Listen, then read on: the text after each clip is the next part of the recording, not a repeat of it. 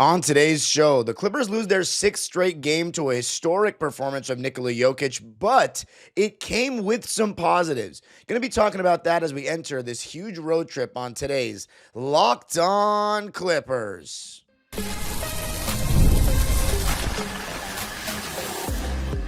You are Locked On Clippers, your daily Los Angeles Clippers podcast, part of the Locked On Podcast Network, your team every day. Yes, sir. You are locking in with the Clips. Thank you for making Locked On Clippers the first listen of your day, your team every day, the #1 sports podcast network. I'm your host, Darian Vaziri, born and raised in LA, been a Clipper fan for 21 years, been covering the team on my own YouTube channel, Dime Dropper, for 6 and 4 right here on the Locked On Podcast Network, your team every day. Make sure you subscribe and hit the notification bell so you know every single time we post a video on the road to 8,000 subscribers before the end of November. And of course, you can listen wherever you get your podcasts. This episode is brought to you by FanDuel, America's #1 sportsbook. Head on over to FanDuel.com to sign up and play your game with FanDuel. Clipper Nation, it was a 6th straight loss on Wednesday night against the Denver Nuggets. I was not able to attend the debut of our City Edition Buffalo Brave inspired colored uniforms and against one of the best teams in the league, the very team that eliminated us last season in the Denver Nuggets. Going to be talking about Jokic's historic performance and how this felt like we just couldn't do anything about him.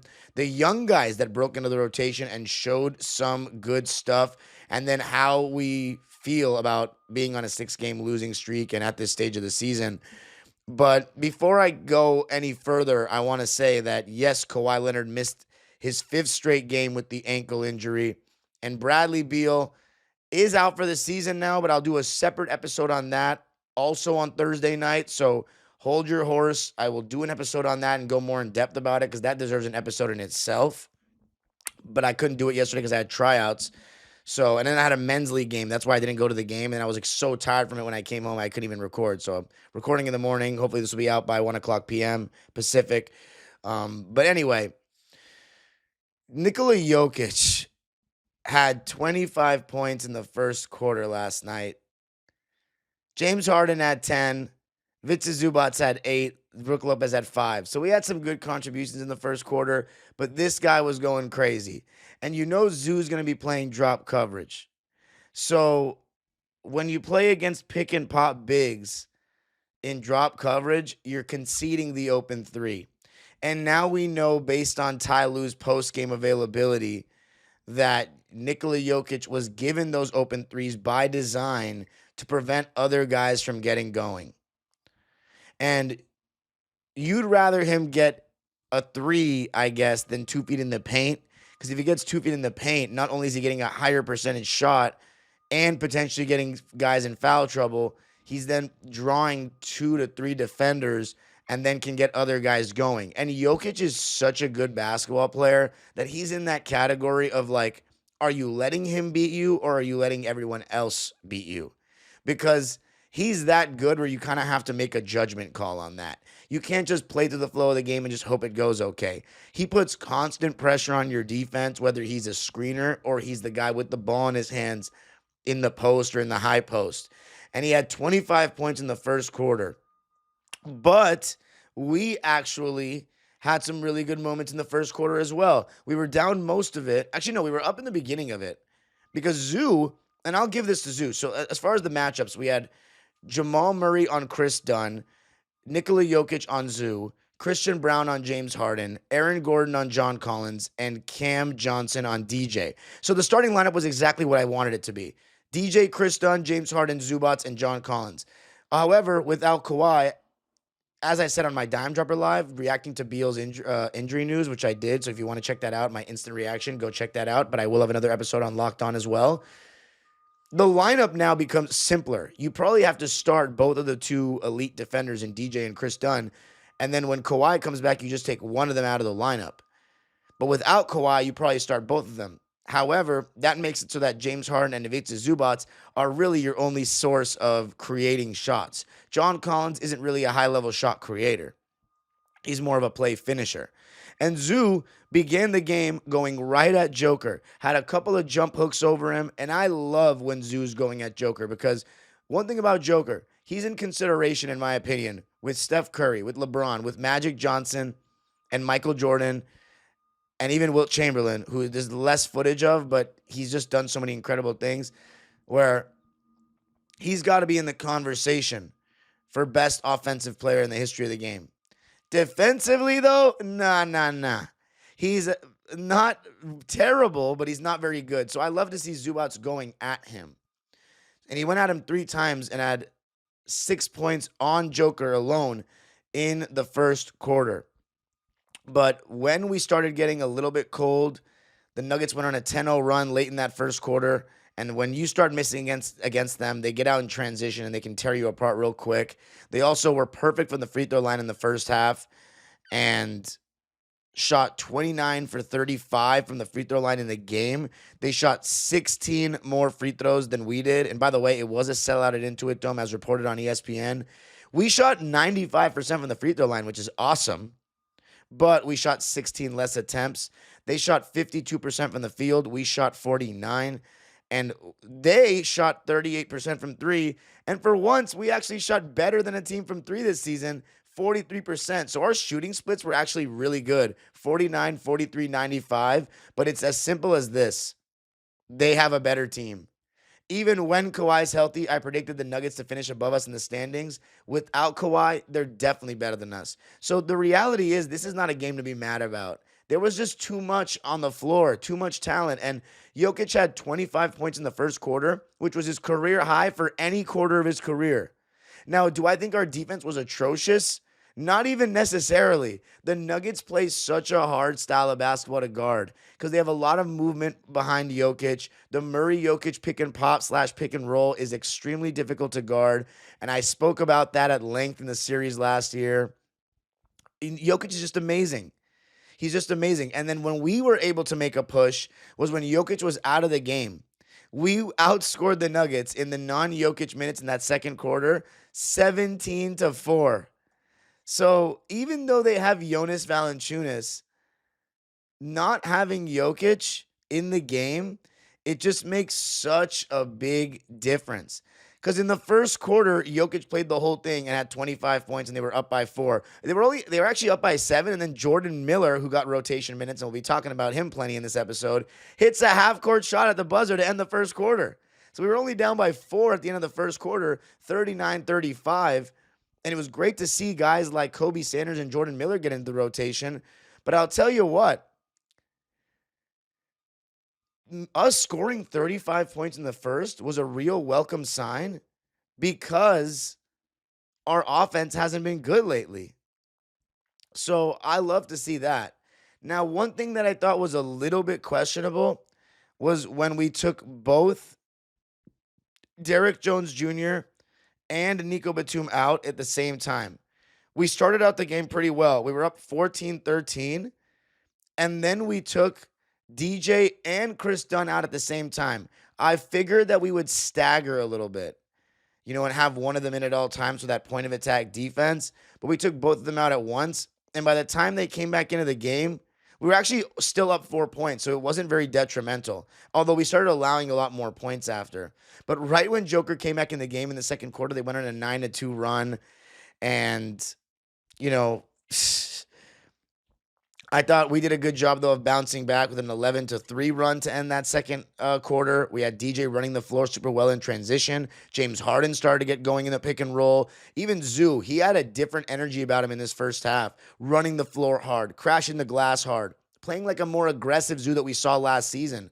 So at halftime, we were actually winning the game. We outscored the Nuggets 33-24 in the second quarter. And at the half, James Harden had 19 points, and we were up 68-63. Zubac had 12 and 7. Harden had 19, 4 and 3. We were rolling on all cylinders.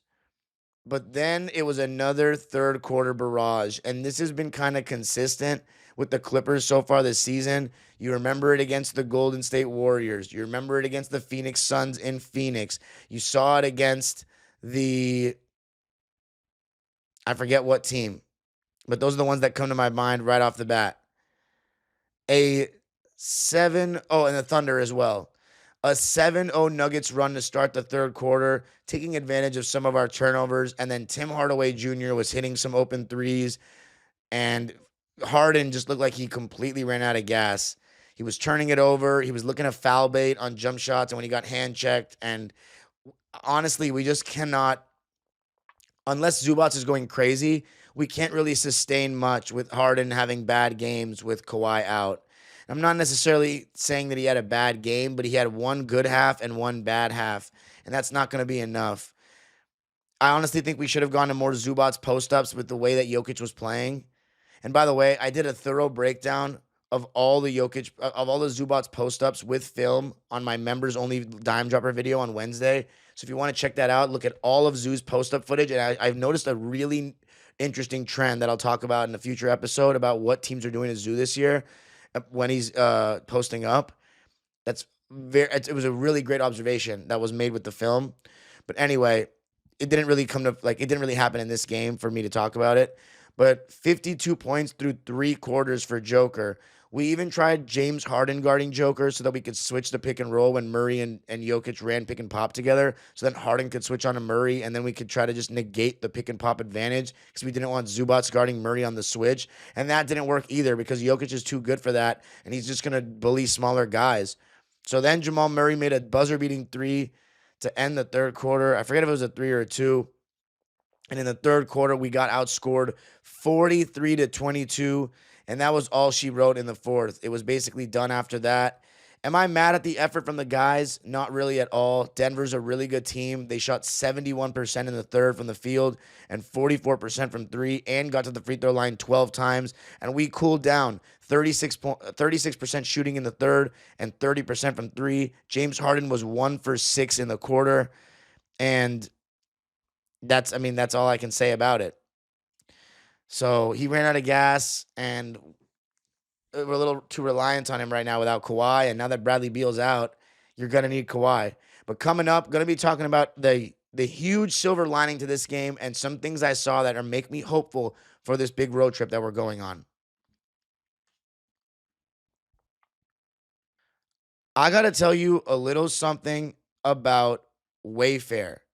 The holiday season is right around the corner, and that means it's time to get your home ready. Whether you need more seating for guests, cozy new linens, or fun serveware for holiday hosting, Wayfair's Black Friday sale is here to help you make your space shine. And the best part, you don't have to wait. Wayfair's Black Friday deals are happening all month long with up to 70% off everything from sofas to spatulas. If you've ever hosted family for the holidays, you know how much difference a few new touches can make.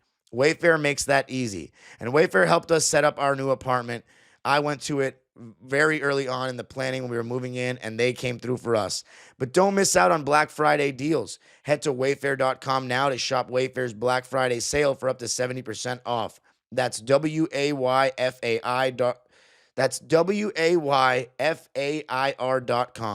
Sale ends December 9th.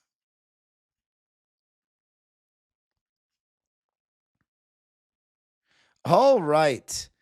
Thank you for making Locked On Clippers your first listen of the day. And thank you for making Locked On the #1 sports podcast network. Clippers losing this game 130-116 at the Intuit Dome to the Denver Nuggets. We're now 3-5 at home, 3-8 on the season, and 0-5 without Kawhi Leonard. So if you didn't know, now you know that we need Kawhi Leonard. And unfortunately, see, that's the thing about last year's team, right? We had a team that was able to sustain the offensive punch without Kawhi Leonard because of Norman Powell. And now we don't have that aspect. So we really need to lean into our defense. It's tough that Chris Paul has been unplayable because he's a shot creator. However, in this game, we scored 116 points. So even though I thought our defense could have been better in the third quarter, the reality of the situation is Nikola Jokic had a historically good game, one of his highest scoring games of his career with 55 points on 18 for 23 shooting, 5 for 6 from 3 and 14 for 16 from the free throw line. Let me just say this. Zubac, it's not even a detriment to Zubac or something to, because I've been very critical of Zoo this year, but I'm not going to blame him for getting torched by Joker.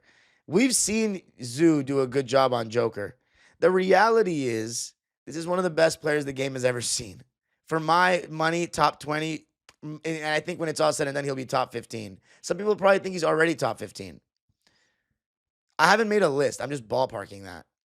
He's definitely in lifetime one of the, I want to say, 5 best players I've ever seen.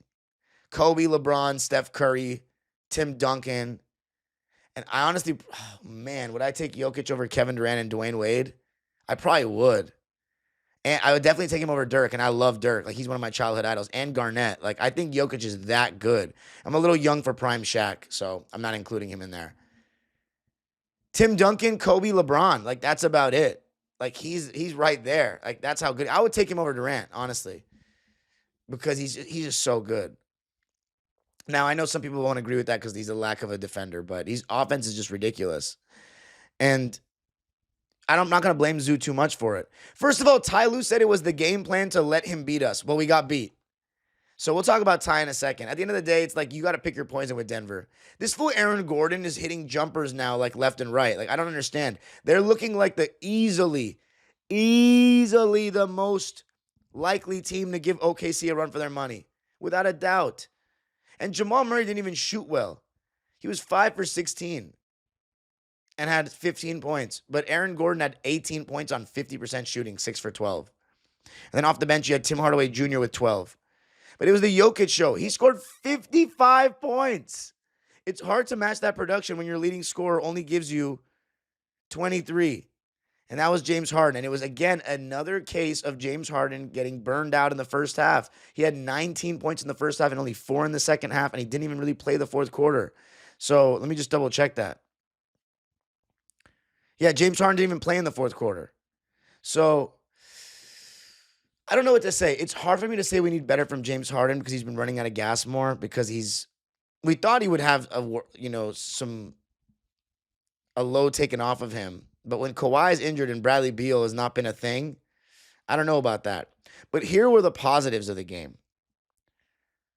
The lineup of Kobe Sanders, Jordan Miller, Bogey, Brook Lopez, and I forget who else. Kobe Brown didn't get regular rotation minutes this time, and neither did Cam Christie. So just like, again, tinkering Ty. I think it was John Collins that was the 5th guy out there. But this lineup with the young guys proved my point about Ty Lue. All of a sudden, you started seeing more movement. You started seeing Bogey pass to Brook Lopez and then cut off of him. You started to seeing Brook Lopez catch the ball and look to make quicker decisions. You started to see Bogey set off-ball screens. You started to see Kobe Sanders work quickly off the catch. It looked like a different offense with James Harden off the floor. And not necessarily a better one, but with more movement. So I'm telling you right now, you think the coach is telling the team to be stagnant? You think the coach is telling the team that he doesn't want off-ball movement? He doesn't want them to move the ball fast? Of course not. The personnel dictates how you play. James Harden, there's a reason why offenses are stagnant around him. Because Ty said it out of his mouth. James Harden doesn't like when it's a bunch of cutting. He likes when he has the ball for people to stay spaced so he can see the floor and make reads. What I witnessed in that stretch where we took the lead, when Bogey passed it to Brook Lopez, immediately comes off a little dribble handoff action, catches for 3. Kobe Sanders drives and kicks to Jordan Miller. That put the biggest smile on my face. The possession where we worked it around and then Jordan Miller got an open 3 was one of the best possessions that the Clippers have had in years. Maybe exaggerating, but definitely this season. And it goes to show that Ty Lue is not telling people that they should not move without the ball. You know what it looked like and actually, no, I'm sorry, it wasn't Brook Lopez. It was Zubac. We took Brook Lopez out like midway through that, or Zubac out midway through that first, which, by the way, when Brook Lopez was in against Jokic, that was brutal to watch. And Brook Lopez, he's good at what he does. He makes some threes. He scores a little bit here and there against switches, and we're going to keep having to look for him on mismatches with Kawhi Leonard being out, because even when Kawhi Leonard plays, because our offense, we lost Norman Powell. So we're going to have to play through Brook a little bit more, especially with Kawhi out. But defensively, he's slow. He's old. Do I think he's an upgrade over Mo Bamba? Yes. But that's not saying too much. He still doesn't really look like he's getting a couple of nice shot contests at the rim. But for the most part, it's pretty open season at the rim with him these days. And Jokic is no problem. Or Jokic has no problem with him, I should say. But with Zoo and Bogey, Zoo is not even like some great high post passer, but you could see it's like that Eastern European connection. Like Bogey pass to him, move off the ball, like European basketball, like less ISO. Because what's funny is my roommate, Will, who is Marcus Johnson's grandson and played at Oregon, he runs the club team with me, right? And he went out to Spain over the summer. And I was just interested to hear his experience of what's the difference between development in America and in Europe. And he said they do mostly all team stuff, not individual skill work. So like ISOs and stuff like that, individual handle stuff, not as much over there. More passing, cutting. So you can see why the European players play a certain way. I'd say the best blend is to have a guy that can do both, which, in Jokic's case, he's not like a bag work kind of guy. He's got a post bag. So he's like a very European style guy. I would say the perfect blend would be Joel Embiid, but then he leans too much into like being a face-up guard. So like I can't really roll with that. But I think I don't know, it's hard to think about American players. I might have sound biased, but like Michael Jordan, Kobe Bryant, but those are older players that came up. Kobe even said he caught the teaching time in Italy when he was in Europe. So like he's a different story altogether. But I don't know. Maybe give me an example in the chat or in the comment section. Who's an American player that you think has those European fundamental principles of passing, moving, and that with the skill work of an American player? Because it's hard to find guys that are willing to move off the ball like that. I guess Steph Curry. I think Steph Curry would be the guy. I think he'd be the number one that I could think of. But anyway, Bogey actually looked really well. Really good. He needs to play. He had 11 points, 6 assists, 2 turnovers on 4 for 8 shooting and 3 for 5 from 3. My only issue with him is he got in foul trouble with 5 fouls, but he was a plus 10. In a game we lost by 14 points, he was a plus 10. So there's no question Bogey should be in the rotation. There's no more questions about that. We need him in the rotation. And you could see when it went to timeout, you could see him mouth the words to the young guys, move the ball, move the ball. If Bogey's going to add that much motion to our offense, he needs to play. He needs to play. And then, how about Kobe Sanders instead of Chris Paul? Seeing the young guys play. Ty Lue actually is playing young guys. I know it's a little bit desperate, but my goodness, it gives me hope. It gives me joy to see the guys we drafted. Kobe Sanders looking really good with the 3-ball, getting in the paint and driving and kicking. How about 3 for 7 from the field? All of those were threes.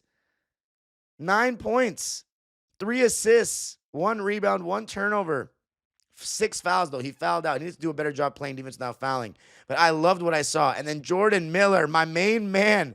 How about 22 points? How about knocking down 5 for 7 threes? How about attacking closeouts and having a beautiful spin move on Jamal Murray?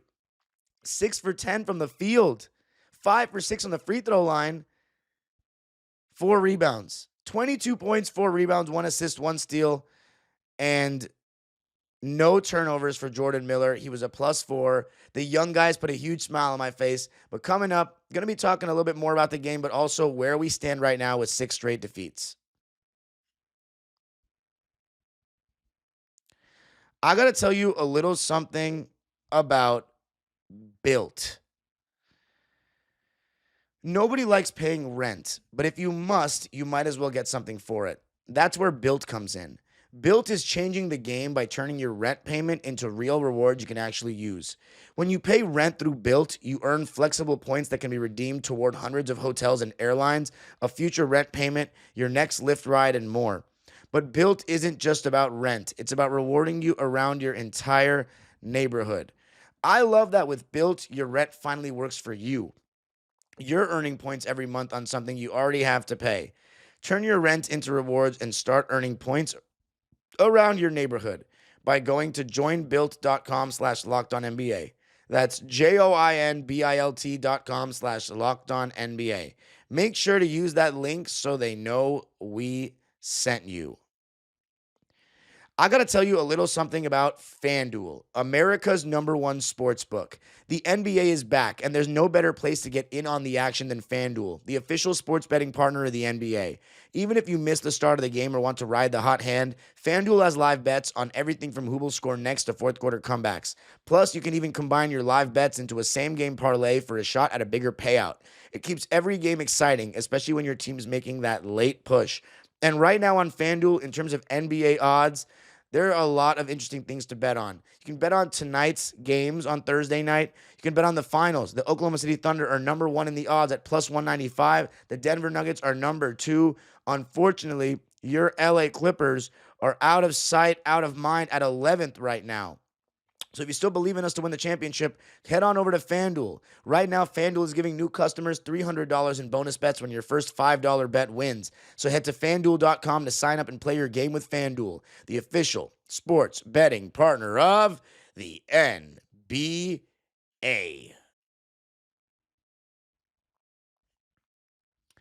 All right, Clipper Nation, 3-8 after this 130-116 loss to the Denver Nuggets. We went on a 19-2 run in that second quarter, led by Bogey and Kobe Sanders making some threes. And again, when it comes to our three-pointers, the lack of volume and the lack of shot making, Bogey needs to play. It's really not even debatable anymore, and I think he did enough to show that in this game. So hopefully we'll get him playing. Chris Paul, like that's the thing, right? Without Bradley Beal, now we're down to 10 guys for the season, which is perfect. But without Chris Paul, we're down to 9. And we can play a 9-man rotation. But then Kawhi's not there. So we're down to 8. That's where you saw Jordan Miller and Kobe Sanders playing. So I think Ty's trying different things. He said after the game that the young guys would play more as the season goes on. Because I think what Ty is starting to see is he's got nothing to lose. We need to get younger. We're too old. Everybody can see it. And with Kawhi being a ticking time bomb, we need to get ready for that next era already. And I hope they're not doing it to increase trade value of the young guys, then double down on old. That would be the biggest mistake. I don't want to say in franchise history because we've made a lot of mistakes in franchise history, but we doubled down on this era with James Harden when we should have, in my opinion. See, now I go to Twitter and I see people talking about blowing it up. And it's like, y'all are all 2 to 3 years too late. After the 2023 season, I said it was time to blow it up because these guys are not going to stay healthy. We should have traded Paul George that summer when his value was still pretty high, even higher than it was when he got $50 million a year from Philadelphia. And then if Kawhi, because he was just coming off a torn meniscus, couldn't get traded, we wait till midway through the season and have Kawhi play with whatever package we got with Paul George, and then traded Kawhi before he signed an extension and on the expiring contract, and then we never would have gotten James Harden, so we wouldn't have lost our picks. Because was it worth it to lose 2 first-round series? That's up to you guys. If you had so much fun these 2 years with James Harden that you think that it was worth losing more first-round picks, fine by me. I don't think so. I think we should have pivoted from this era a while ago, and it's not revisionist history. I said it on my own platform in 2023. So that's all I have to say about that. Is the season over? No. We still have a chance to make the playoffs. It's so early. We still have 71 games left. That's a lot of games. But this team is not going to be equipped without Bradley Beal to win games without Kawhi anymore like that. We need Kawhi, and that's a tough player to rely on in the regular season. But I think Bogey playing more, and if Kobe Sanders can be better than what Chris Paul would have been, then we might, and then we hopefully get the real Zubac. We can be decent. The only thing is it's a lot on James Harden still, and we need to be a better defensive team. And I think with Chris Dunn and Derrick Jones Jr. playing more minutes, that will happen. But Chris Dunn, for example, last night was terrible. And John Collins wasn't great either. You know, Chris Dunn played 16 minutes and had 5 fouls. 1 for 4 from the field, 1 of 1 from the free throw line. He had 3 points, 2 assists, no rebounds, 1 steal, and a turnover. So he got to stay out of foul trouble. John Collins, very quiet game. We got him for Aaron Gordon. He didn't look like anything. 2 points on 1 for 6 shooting, 0 for 1 from 3, 4 rebounds, 2 turnovers, 2 blocks. Here's what I'll say. John Collins is entitled to having a bad game. Out of the 11 games he's played this season, in my opinion, he was solid in the first one. He was good in the second one. He was great in the third one. He wasn't good against Golden State. I'll acknowledge that. That was like the first bad game he's had in the season. And then he was great against New Orleans. He was good against Miami. He was good against OKC. He was decent against Phoenix on the road. He was good against Phoenix at home. He's just had 2 bad games in a row. So out of the 11 games he's played this season, I think he's had 3 bad games, maybe 4. That's pretty good for a role player. If he can have the majority of his games be good games, that's all you need. But he's built to play next to Kawhi. So, like, we got him for Kawhi. So we need Kawhi back. The thing is, I don't know when he's going to come back. So I'm not sure. But those are all the comments I have from the game. The Nuggets are just better than us, especially without Kawhi. So I wouldn't take it to heart. As far as the lines, Zoo could have been better in the second half. I thought even though we should have fed him the ball more in the post in the second half, he had some soft finishes. So for John Collins and Chris Dunn, there were 2 starters that combined for 5 points. So we needed a little bit more out of them. DJ had 8 points. His best stretch came in that second quarter late where he was getting out in transition really well. He was 4 for 8 from the field, but he was 0 for 3 from deep. His 3 balls really struggled of late. And as of now on the season, he is shooting 37% from 3, but 56% from the field.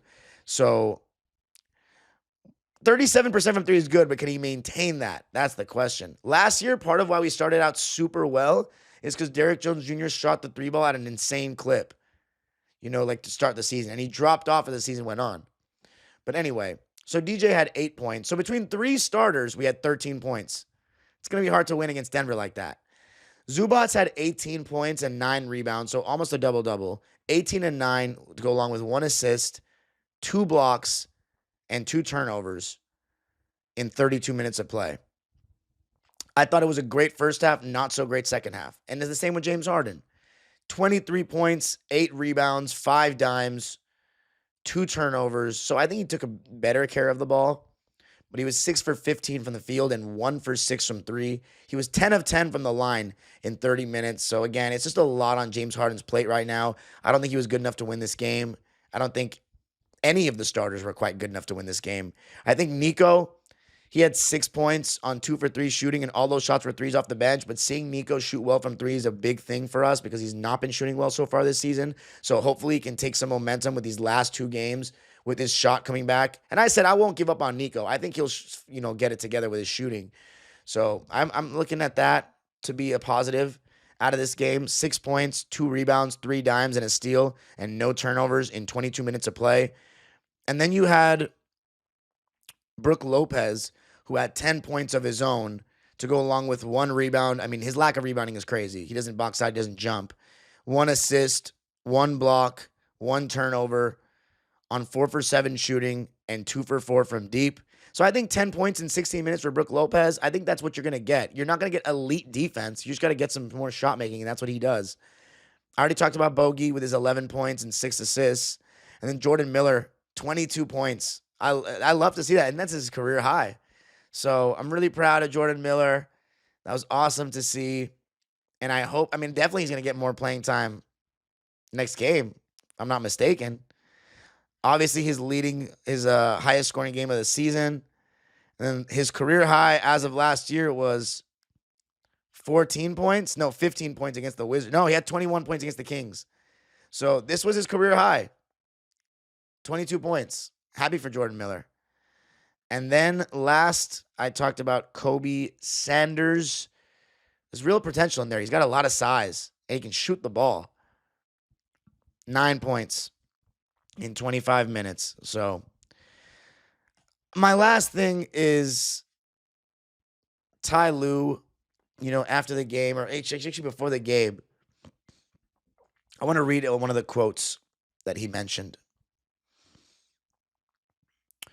He said, let me tell you what he said. He goes, when he asked about the frustration of Clipper fans, he said, shit, I'm upset too. It is what it is. When you don't have your best player and your third best player in Brad, it's tough. When you structure training camp and preseason around certain guys, your core guys, and they're not there, it takes some time to get used to others taking on new roles. Stay patient, be patient. We've been through this before. As fans, as coaches, as players, as an organization, it's no different. We'll figure it out. We'll be okay. For our fans, they've been behind us this long. They've seen this story time and time again. To jump off the bandwagon right now, it's not fair. We're going to be okay. I'm not satisfied with that quote at all. First of all, it's the same story every year when we don't have our best player. Every year. And he said it. We've been through this before. We'll figure it out. We'll be okay. They've seen this story time and time again. Yeah, we have, and it's never ended well. So why should we be patient? Why should we, it's obviously we're not going to stop being Clipper fans, but to say it's not fair for fans to lose hope, bruh, we've seen this story time and time again, and it's never worked out well. The Kawhi waiting for him to come back and all this nonsense. And then to say that you structured training camp around Bradley Beal in 2026, are you kidding me? Who do you think he still is? See, I think we definitely dedicated way too much to Beal, who I always said was a luxury piece. He was a luxury piece. He's not a direct Norman Powell replacement. If you think that, you're delusional based on his health. And then he said he's our third best player over Zoo. Like, this tells you everything you need to know. So, again, I'm going to react more to that in an episode this weekend because Ty Lue, maybe finally I have woken up and joined everybody else because this is just ridiculous. It's so lackadaisical. It's a very we're going to be fine approach. Dude, we're 3-8. Let's see when the last time we started out 3-8 was, because in the 2023-24 season, we started out 3-7. And then we all of a sudden started winning a bunch of games, starting with that Houston game that James Harden made the game winner. But we were 3-7. In 2023, we were 5-4. In 2022, we were also 5-4. So how far do you want me to go back? Because I know in 2021 and in 2020, we started the season better. We were 5-4 in 2019 as well. We were 5-4 in 2018 as well. You have to go back to 2011. This is our worst start to a season since 2011, since before Lob City. So that tells you everything you need to know. But, hey, we got a huge road trip coming up. It starts in Dallas on Friday. We've got Dallas, Boston, Philly, Orlando, Charlotte, Cleveland, and the Lakers. 7-game road trip. So this is it. This is going to show the testament and will of this team. This will be a testament to this team, what we can do, what we're really made of. You can follow me on Twitter and Instagram at DimeDropperPod. Subscribe to, by the way, the kid that ran onto the court last night is a player that I used to coach. He's going to join me on the show on Dime Dropper, likely in the next 2 days. If you want to hear why he stormed the court, it's very rare to see a pitch invader in basketball, but that's my boy C-Rod. I used to coach him. What a good kid. Don't know why he did. Actually, no, I do know why he did, but we'll talk later. You can follow me on Twitter and Instagram at DimeDropperPod. Subscribe to my own YouTube channel, Dime Dropper, for even more Clipper content. And, of course, Locked On Clippers, free and available wherever you get your podcast. Make sure you subscribe and hit the notification bell on the road to 8,000 subscribers. The age-old proverb continues. Go Clippers.